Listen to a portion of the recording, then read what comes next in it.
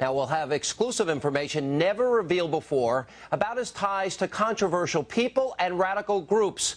Now, first on the rundown, Barack Obama and his mysterious college years. Barack Obama is said to be a great speaker. Tonight I speak to you not as a candidate for president, a politician with impressive oratory skills. And that's what I intend to do.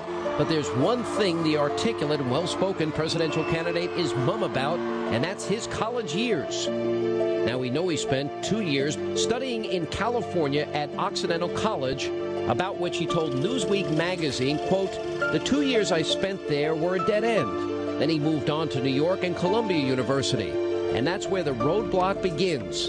It seems he's gone to great lengths to keep his college years a secret. One of the few details that Obama mentions about his time in New York is his roommate, a Pakistani he calls Sadiq in his book. He was dabbling in cocaine at the time he was living with Obama. Siddiqui maintains that they did not do drugs together. Obama has admitted that he, too, dabbled in drugs. I spent the last 2 years of high school in a daze, drank beer heavily, and tried drugs enthusiastically. But he says he stopped shortly after his father's death. Now, Fox News tracked down Sadiq, whose real name turned out to be Sehol Siddiqui, but he refused to talk to us. David Bossie of Citizens United believes that when it comes to answering questions involving his controversial past, for Obama, it's business as usual. Barack Obama definitely has something to hide. Many believe it was during these formative college years that his radical beliefs and relationships began. Barack Obama and Barack Obama's campaign will not release any information on his time at Columbia or Harvard, and will not allow Columbia or Harvard to release any information. So we're really dealing with, with very limited information. Even the Obama-friendly New York Times has reported that, quote, Obama declined repeated requests to talk about his New York years, release his Columbia transcript, or identify even a single fellow student, co-worker, roommate, or friend from those years. One of the most sought-after pieces from Obama's college past is his senior thesis. Try and find that, and you'll come up with the same thing. Nothing. No one has found a copy of. We have not been able to uncover it, and we've actually put ads in newspapers trying to find it. So why wouldn't Obama want us to see his thesis? The title of his senior thesis was Soviet Nuclear Disarmament in 1983, at the height of the Cold War. At the time, the very time President Reagan was putting forth policies of peace through strength. What did Barack Obama believe? And this comes at the same time where he says he would sit down unconditionally with North Korea, with Iran. The notion that somehow not talking to countries is punishment to them, which has been the guiding diplomatic principle of this administration, is ridiculous. So what is Obama trying to hide?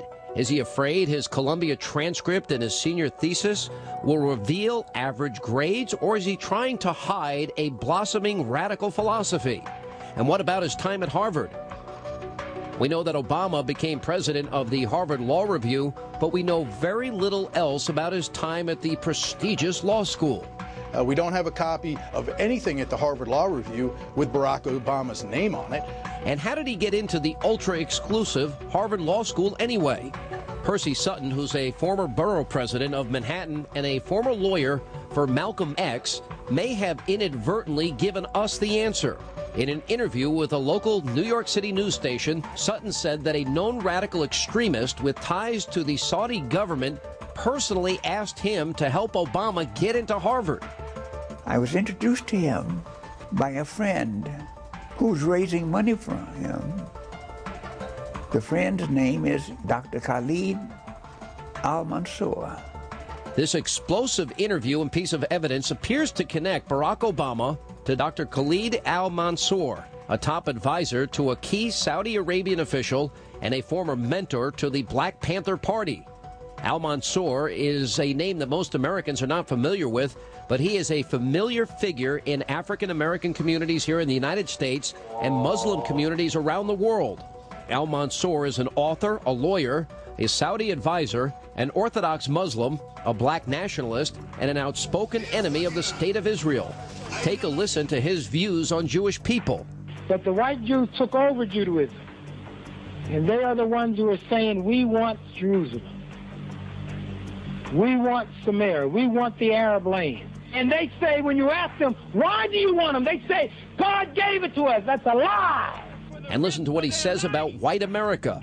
So white people don't feel bad. Whatever you do to them, they deserve it. God wants you to do it. And that's whether you cut off the nose, cut off the ears, take flesh out of their body.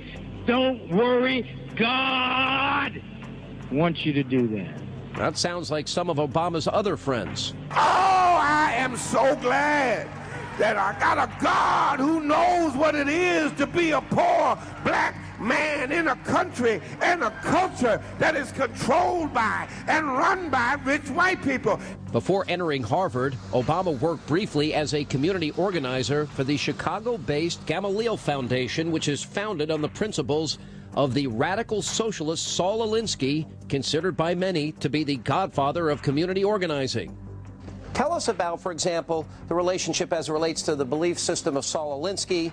Saul Alinsky is a very central figure in Barack Obama's life precisely because of his time as a community organizer in Chicago.